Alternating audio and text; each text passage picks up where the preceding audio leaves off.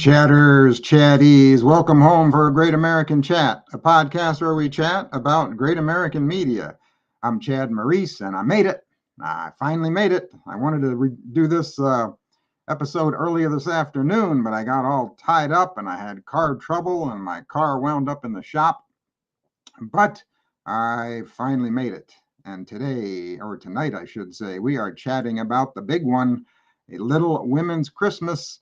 I think it's going to be the favorite movie of the year in my Great American Christmas movie battle that I've been doing online. It's been getting all the votes and gotten more votes than two Candace Cameron Bure movies. And I got more votes than Danica's Dancing movie. So I think it's going to go all the way, I believe. So that is what we are chatting about today. Let's get into it. This movie premiered on November 23rd. Stars Trevor Donovan, Jillian Murray, Jen Lilley, Laura Osnes, Jesse Hutch, and Julia Reilly. Is written by Taylor Bird and Dion Sheehan and is directed by Brandon Clark. The synopsis says a contemporary retelling of the classic novel following author Jo March as she returns home to celebrate Christmas with her sisters in a small Tennessee town. All right, so first off, I have to say this synopsis is a little misleading because it's not a retelling of the classic novel. The movie actually has nothing to do with the novel, story-wise anyway. The characters are obviously from the novel, but the story itself does not follow the book. But we will get into more of that a little bit later. But first, let's get started here with our cast of characters. The March sisters, we have Jo. She is a children's book author who wants to write young adult books. Beth is a musician. Amy is the youngest. Meg is the oldest, and she lives in Florida with her husband, John, who is in the service and is stationed overseas. Daisy is Meg and John's daughter. Lori is Amy's boy toy. And Fritz is an editor at the publishing company that Jo is trying to get to publish her new book. So we begin when Jo meets with her publishing company and the new publisher, Susanna. She has submitted a young adult book. Susanna doesn't like it and wants her to write something completely different. She tells her she needs it before the end of the year, which is in 2 weeks. Jo is like, that's impossible. I'm going home to Tennessee for Christmas. What am I going to write about in Tennessee? Susanna tells her that's the perfect place to get inspired. After Jo leaves, Susanna calls Fritz into her office and says, I want you to cancel your Christmas plans. I need you to go to Tennessee and stalk that author that just left. Fritz is like, oh man, I planned on going skiing. She says, I need you to find out why she is struggling to write this new book, and I want you to mentor her and inspire her to write something good. So right from the beginning of this opening scene, this movie is already different from the book because I never read the book, but from what I hear, you can correct me if I'm wrong, Jo goes to Europe, I think, in the book and meets Fritz over in Europe, I believe. But in the book, Jo is an author, and in this movie, Jo is an author too, a writer. So that's the similarity there. So Jo heads home to Alcott Grove, Tennessee. She finds out that her parents aren't there. They are in Mexico on a mission trip. So the girls are going to spend Christmas by themselves for the first time. Amy burns a turkey and they get pizza. Fritz hears from DJ Bob, the local Alcott Grove radio host, about Jo's favorite writing spot. So he goes there to check her out. They meet while he is ordering coffee. Fritz meets Jo and the town's pastor and then lies to both of them when the pastor asks him what he is doing in town. He thinks fast on his feet and says, I'm a travel writer. I like to visit small towns. I came to town to see how Christmas is celebrated here in Alcott Grove. Fritz tries to get Joe to show him around town, but she won't go for it. Now, did you recognize the coffee shop employee here, Reilly Weston? She plays Sally, the barista, I believe is the term. So if you're not familiar with Reilly, Reilly is a screenwriter, and she was an actress when she was younger as well. But she wrote A Harvest Homecoming, the Great American Family movie that Trevor Donovan starred in last fall. So Joe and her sisters go out shopping, and oh, just by coincidence, they run into Fritz. Yeah, coincidence my. Her sisters convince Joe to show Fritz around town. Susanna texts Fritz and wants to know what's happening. Fritz replies back, progress. Joe gives Fritz a tour of the town. He starts asking her a bunch of questions about her new book and almost lets it slip that he knows her. The first place they stop is a restaurant who is serving breakfast to veterans and first responders, and we get an Easter egg when she says the owner of the restaurant is named Louisa May, which is the name of the author of Little Women. Next, they go to Hummel House, which is an after-school center where Beth teaches piano and voice. After the tour, Fritz tries to confess to Joe who he is, but chickens out. Then they make plans to continue the tour tomorrow. We get a scene that pays homage to Christmas Vacation when Lori invites the girls outside to see him plug in the Christmas lights. And of course, they don't come on. Amy looks down and sees on the ground that they are unplugged, so she plugs them in without Lori seeing her. She refers to him as Clark Griswold. They are all amazed at the light show that Lori created. Fritz gets a call from Susanna. She is not happy because he is not making progress. He tells her that he lied to Joe about who he is. Susanna says, don't be ridiculous. You need to be honest with her and help her come up with a new idea for her book. Now, I don't know, did you recognize the actress playing Susanna there? She plays the mother. She plays the main character's mother in County Rescue, which the main character is played by Julia Reilly there, who's also in this movie. So a little County Rescue reunion in this movie. We get to see the final member of the ensemble cast through a FaceTime call on an iPad. It is Jesse Hutch, who is John, Meg's husband. He tells her he is not sure he is going to make it home for Christmas. The next stop on Fritz's tour is the church, whose founder is named Alcott, which is the last name of the author of Little Women, so there's another Easter egg.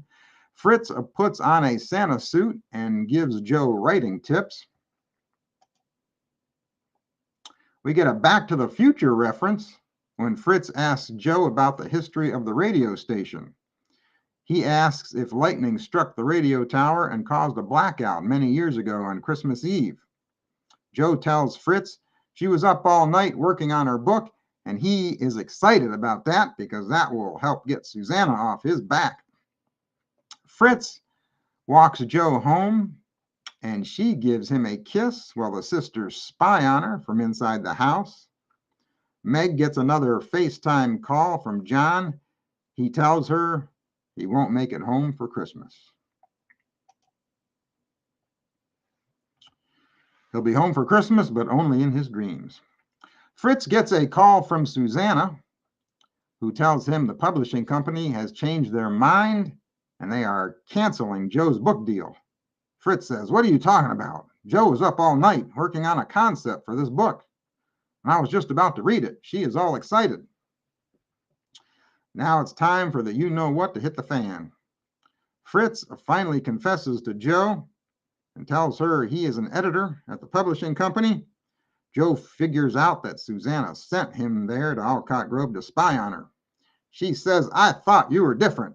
Get out of here. Hit the road, bucko. No more town tours for you. Then we get a montage of some picturesque shots of Franklin, Tennessee, where this movie was filmed. We get a shot of the Christmas tree there in the upper left, and then on a picture up there on the right, you can see the Franklin Theater, which is a real historic theater in downtown Franklin. Then we find out that the March Sisters are monsters, and they open gifts on Christmas Eve rather than Christmas morning. What's up with that? Ooh-wee. What's up with that? What's up with that? They give Beth an engraved conductor baton, and she fesses up and says, I got laid off from my music teaching job a few months ago. Amy says, I knew it. Lori pops the question to Amy, and she says yes, and then she fesses up and tells him she got into art school in Chicago and apologizes and asks, what are we going to do? Lori says, no big deal. I love deep dish pizza. I'll move to Chicago with you. Just then, John, Meg's hubby, the military dude, walks in, and they have a nice reunion. Oh, it's time for the Christmas Eve service. And who is that doorman in the hat? That's me. Yeah, you can see me for about 2 seconds in this movie. I was one of the background actors. You can see me in that picture in the upper left corner. This was a fun night. It was a long night, but it was a fun one. We shot from 6 p.m. until 4 a.m. the next morning. So I was up for 24 hours that day, but it was lots of fun. Okay, so then we get a song from Gladys Knight. She plays the pastor's mother.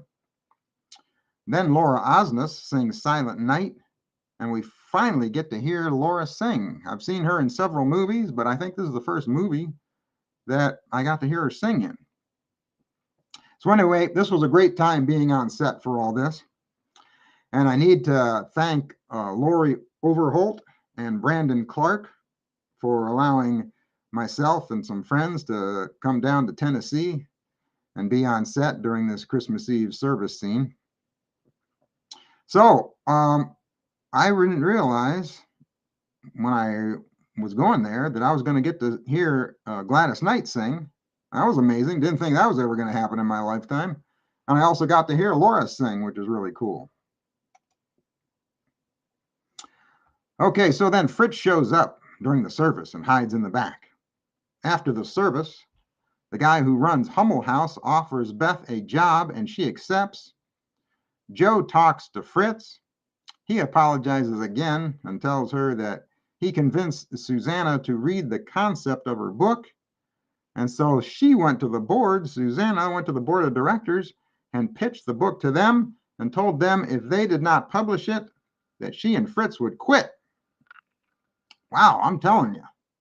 Susanna and Fritz, they must be some pretty important people if this big publishing company is afraid of losing them.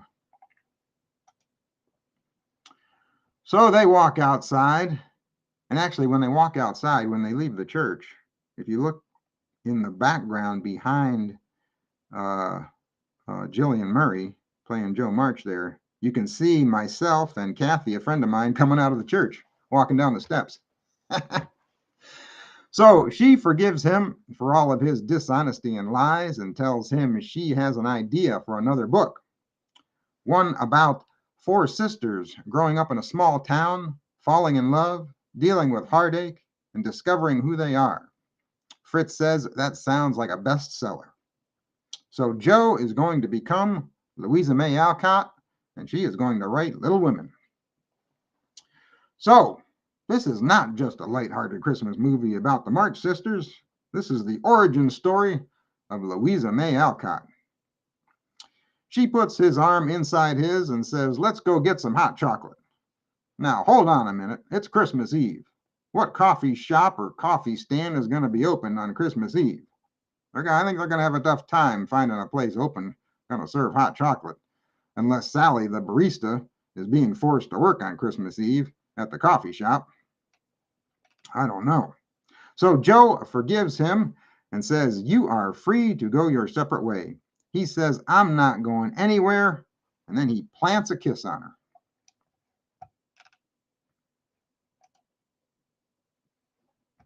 And we get a cool ending shot here with DJ Bob driving out of town in his red convertible.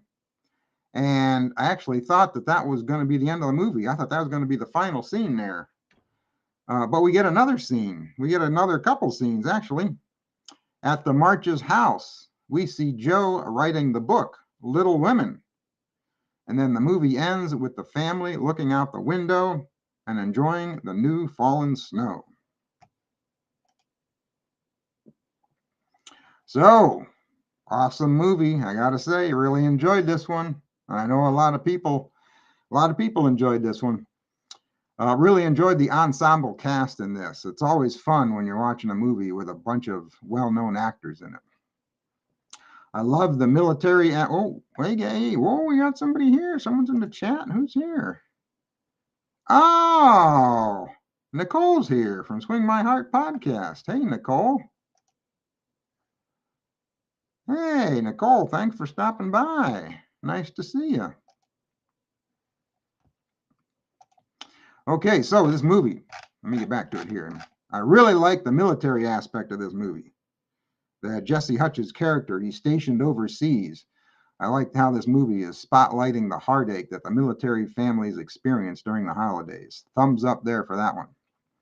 I really enjoyed the DJ Bob character and all his commentary throughout the movie. And I like what the director Brandon Clark did in this movie. It shows DJ Bob at the beginning riding into town in his red convertible. And then we get a call back at the end of him riding out of town in his red convertible. That was awesome. Wait a minute, got another comment in the chat. Oh, Nicole says, sorry, I missed your review. That's okay. It'll be on YouTube and Facebook forever, and on all the podcast apps. So have no fear. What is she saying? She's saying, I love that too. The whole movie was great. Yeah, I think you're referring to showing Brandon Clark riding into town in his convertible at the beginning and then riding out of town at the end. That was really cool. I think that's what she's referring to. So yeah, I really like that. What I'm left wondering is why the radio station only has 3 call letters. Because radio stations always have 4 call letters, like WKRP or KDKA.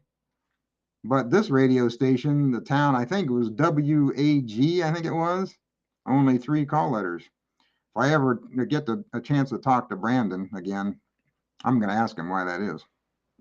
Because I was wondering that throughout this movie. So if you haven't seen Brandon's, oh wait, what's Nicole in the chat saying? What's she saying? Yes, at the military story with Jesse. Oh yeah, she liked the military story with Jesse as well. Yeah, that was good. And Nicole, were you wondering about I know you're a fan of WKRP. Were you wondering about why the radio station only had 3 call letters? Because I was.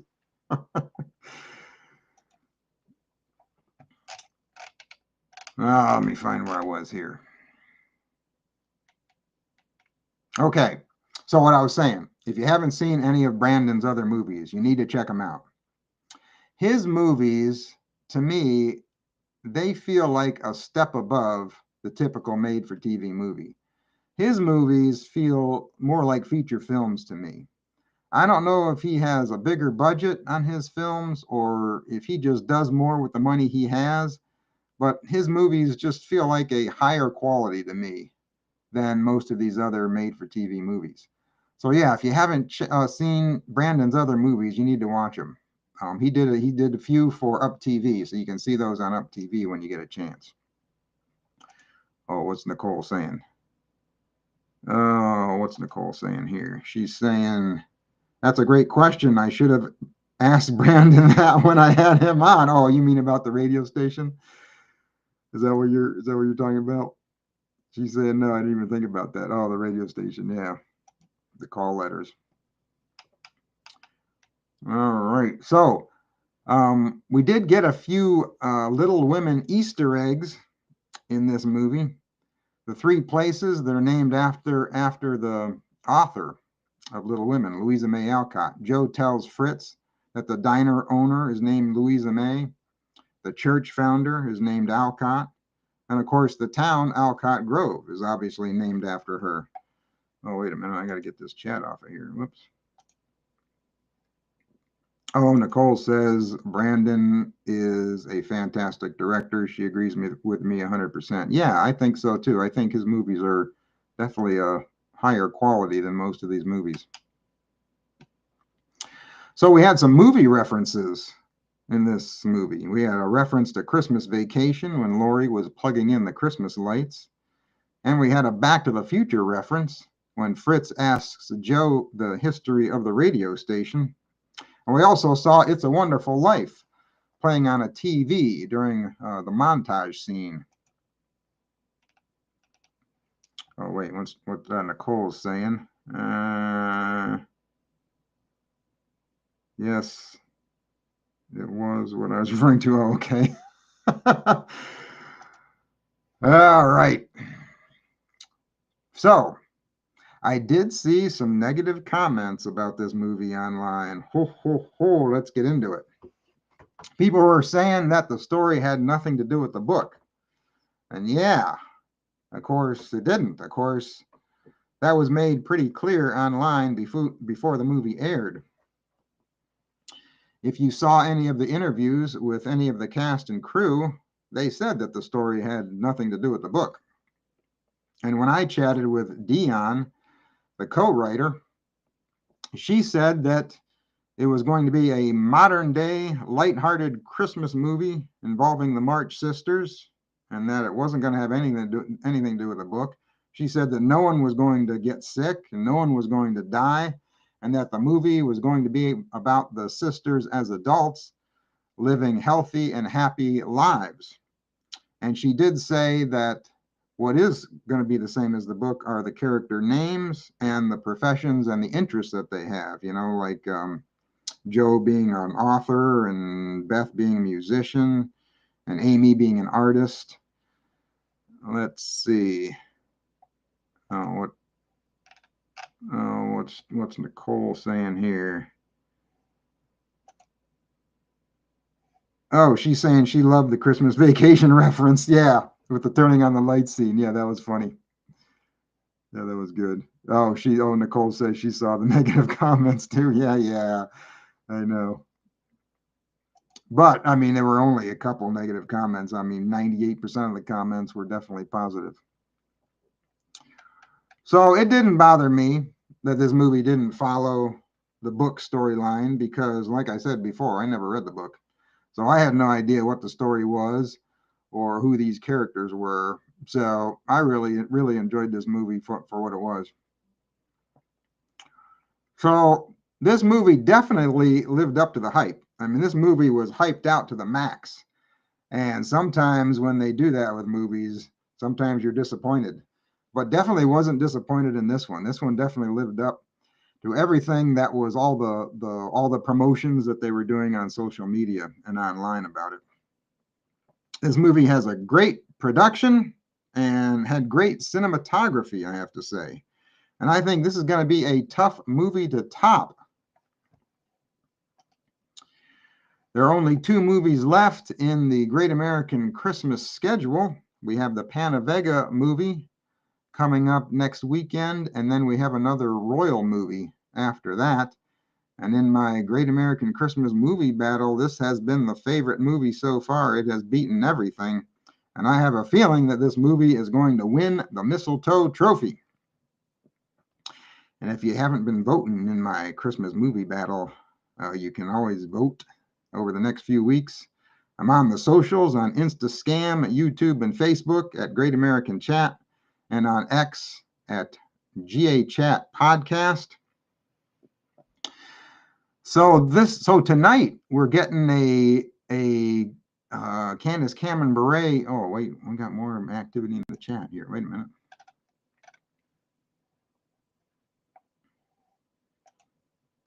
Oh, what's Nicole saying? I enjoyed it too. I think it's ranked 2 for me. Oh, as far as the non-Hallmark movies go. Rank number 2. What's rank number 1, Nicole? for the non-Hallmark movies. What? What do you got going on here? Oh, you got to tell me what you think number 1 is in your book. I got to hear that. So, yeah, tonight we've got a Candace Cameron Bure classic. Oh, wait a minute. Let me get that comment off there. Let It Snow is on tonight on Great American Family. The one she did with Jesse Hutch like 11 years ago. I think it came out in 2013. So that's a really good movie too. So it'll be fun to watch that and to post along with everybody on X who's watching the movie. This weekend is Christmas Con. So I will be heading to New Jersey for Christmas Con. That starts this Friday, Saturday, and next Sunday. And so I don't know if I will be chatting with you before Christmas or not, but if I don't, you have yourself a fantastic Christmas. And until next time, you keep the faith. Keep smiling, keep your friends close, and keep your great American family closer. Merry Christmas.